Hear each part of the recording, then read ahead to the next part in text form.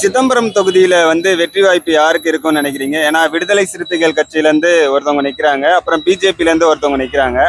இதுல யாருக்கு வெற்றி வாய்ப்பு இருக்கும்னு நினைக்கிறீங்க? நீங்க பாத்தீங்கன்னா தெரியும், கடந்த காலத்துல பிஜேபியை எதிர்த்து ஃபைட் பண்ணக்கூடிய தமிழ்நாட்டில் ஒரு ஆளர்னா அது திருமா தான். திருமா தொடர்ந்து சனாதனத்தை எதிர்த்து பேசி பிஜேபிக்கு நேரடி சவாலக்கூடிய ஒரு ஆகச்சிறந்த ஒரு தலைவர் திருமா. திருமாவுக்கும் பிஜேபிக்கும் சண்டை சச்சரவு வருது, உண்மைதான். ஏண்டான்னா பிஜேபி திட்டமிட்டு பண்ணக்கூடிய சதி வேலை இன்னைக்கு சிதம்பரம் மட்டும் பார்க்க முடியாது, நம்ம திருப்பூர்ல கண்கூட பார்க்கலாம். திருப்பூர்ல ஒரு பெண் ஒரு பிஜேபி பார்த்து கேள்வி கேட்குறாங்க, அவங்க பிரச்சாரம் மேற்கொள்றாங்க. பிஜேபிக்கு அவங்க கேட்ட கேள்விக்கு பதில் சொல்ல திராணி இல்லை. அந்த பதிலுக்கான பதில் அவங்ககிட்ட கிடையாது, கேள்விக்கான பதில் அவங்ககிட்ட கிடையாது.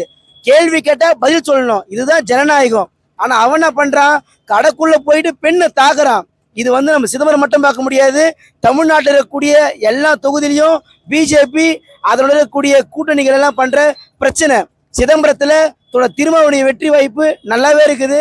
பிஜேபி இன்னத்தான் குட்டி கண்ணம் போட்டாலும் சிதம்பரம் உட்பட தமிழகம் முழுவதும் புதுச்சேரி உட்பட 40 தொகுதியிலும் திமுக தலைமையிலான இந்திய கூட்டணிக்கு வெற்றி வாய்ப்பு நல்லாவே இருக்கு. இந்த காரணத்துக்காக திமுகவுக்கு ஓட்டு போடுங்க, இதெல்லாம் பண்ணிருக்கோம், இதெல்லாம் பண்ண போறோம் அப்படின்னா மக்கள் கிட்ட என்ன சொல்ல விரும்புறீங்க? திமுக இப்போ ஒரு 3 வருஷமா ஆட்சி பண்றாங்க. அவங்க சொன்ன திட்டங்கள், நாங்க ஆட்சிக்கு வந்தோம்னா மகளிருக்கு இலவச பேருந்து சொன்னாங்க, செஞ்சாங்க. நாங்க ஆட்சிக்கு வந்தோம்னா மகளிருக்கு உரிமை தொகை 1000 சொன்னாங்க, செஞ்சாங்க. திமுக பத்தி பட்டியலிடுதுன்னா பட்டியலிட்டே போலாம். ஆனா பாஜக வடை சுட்ட வடையே நாம இன்னைக்கு வரையுமே நினைவு கூறலாம். நீங்களும் இளைஞர், நானும் இளைஞர், நான் எம்ஏ முடிச்சிருக்கிறேன், என் கூட பயணம் பண்ற பிரச்சார பயணம் பண்ற எல்லாருமே டிகிரி ஹோல்டர்ஸ். இங்க இருக்கிறவங்க யாருக்குமே மோடி சொன்ன வாக்குறுதி ஆட்சிக்கு வந்தோம்னா 2 கோடி பேருக்கு வேலைன்னு சொன்னாரு. ஆட்சி முடிய போது 10 வருஷம், ஒரு வருஷத்துக்கு 2 கோடின்னா 10 வருஷத்துக்கு 20 கோடி இளைஞர்களுக்கு வேலை எங்க போச்சு? சுவிஸ் பேங்க்ல இருக்கிற பணத்தை, அந்த கருப்பு பணத்தை ஒழிச்சு அனைவரது வங்கி கணக்குகளுமே 15 லட்சம் போறோம்னு சொன்னாரு. அது என்னாச்சு? கேள்விகள் எழுப்பலாம். திமுக செய்த அந்த திட்டங்களையும் திமுக கொடுத்த அந்த வாக்குறுதியும் நிறைவேற்றின பட்டியலில் போடலாம். பாஜக கொடுக்கப்பட்ட வாக்குறுதியும் அதுல அவங்க கொடுக்கப்பட்ட வாக்குறுதியில எதெல்லாம் அவங்க பூர்த்தி பண்ணிருக்கிறாங்க, எதெல்லாம் பூர்த்தி பண்ணாம அப்படியே அவங்க மென்மேலும் பொய்கள் மட்டும்தான் அவருடைய பிரச்சாரமா இருக்குது. எனவே இந்த தமிழக உட்பட இந்திய கூட்டணிக்கு வாய்ப்பு, வெற்றி வாய்ப்பு நல்லாவே இருக்குது. மென்மேலும் பொய்கள் மட்டும்தான் அவருடைய பிரச்சாரமா இருக்குது. எனவே இந்த தமிழக உட்பட இந்திய கூட்டணிக்கு வாய்ப்பு, வெற்றி வாய்ப்பு நல்லாவே இருக்குது. ராகுல் காந்தி தான் வருவாருன்னு நீங்க சொல்றீங்க, அப்படிதானே? ஆமா, நிச்சயமா நிச்சயமா. இது நான் சொல்லல, மக்களுடைய கருத்து கணிப்பு. மக்கள் புரிஞ்சுக்கணும், இது அதனுடைய புரிதல். அது அதே மாதிரி இப்போ என்னன்னா பிஜேபி வந்ததுக்கு அப்புறம் தான் விலையேற்றம், அதாவது பெட்ரோல் விலை ஏறினது, டாக்ஸ் அதிகமானது, இது எல்லாமே அப்படின்னு சொல்றாங்க. அது எந்த அளவுக்கு நீங்களும் அதை பத்தி ஏதாவது கருத்து சொல்லணும்னா என்ன சொல்ல விரும்புறீங்க? அது உண்மைதானுங்க, உங்களுக்கு நல்லாவே தெரியும். 2014 கேஸ் விலை 450, 2014 பெட்ரோல் விலை 60-70, 2014 டீசல் விலை, 2014 அடிப்படை விலைவாசி உயர்வு நல்லாவே தெரியும் உங்களுக்கு. அதை ஒப்பிட்டு இப்ப பாருங்க, நீங்க கேஸ் விலை 1200 போயிடுச்சு, பெட்ரோல் விலை 110 போயிடுச்சு. ஆனா தேர்தல் நாடகத்தினால பிஜேபி 10 ரூபாய் குறைச்சிருக்கிறான், டீசல் விலை 100 போயிடுச்சு. இது போல பட்டியலிடலாம்.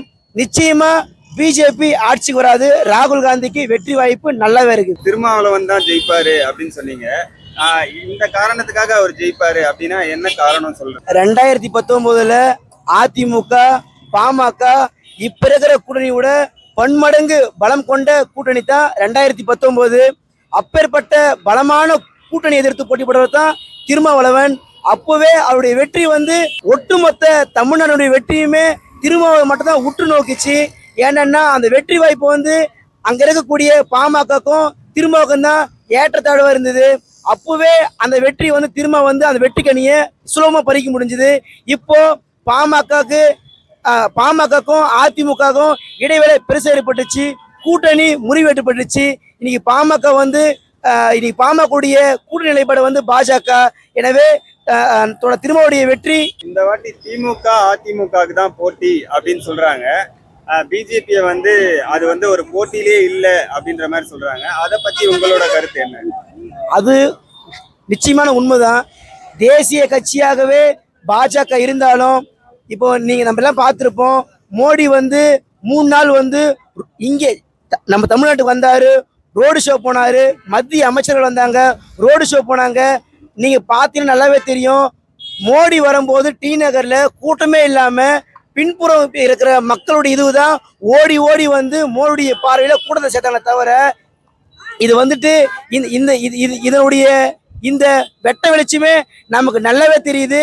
இது வந்து நமக்கு எதை காட்டுது, வெற்றிக்கு வந்து யாருக்கு வாய்ப்பு இருக்குது இந்த ரோடு ஷோவே நம்ம பார்த்துக்கணும். இந்த காரணத்துக்காக திமுகக்கும் அதிமுகக்கும் பிஜேபிக்கும் ஓட்டு போடக்கூடாது அப்படின்னு சொல்றீங்கன்னா என்ன சொல்ல விரும்புறீங்க? அதிமுக தூத்துக்குடியுடைய அந்த போராட்ட வழக்குல ஒரு முதலமைச்சர், நான் டிவி பார்த்து தான் அந்த ஷூட்டிங்கை நான் பார்த்து அப்போதான் எனக்கு தெரிய வருது, எனக்கு இதுக்கும் சம்பந்தமே இல்லைன்னு பச்சை பொய் சொல்றாரு.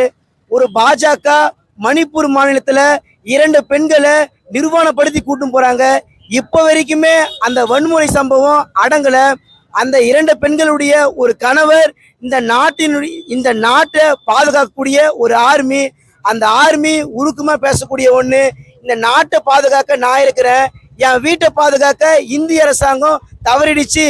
இதெல்லாம் பார்த்து இதை நம்ம சொல்லலாம். இந்திய கம்யூனிஸ்ட் கட்சியினுடைய தென் சென்னை மாவட்ட குழு உறுப்பினர் மணிகண்டன்.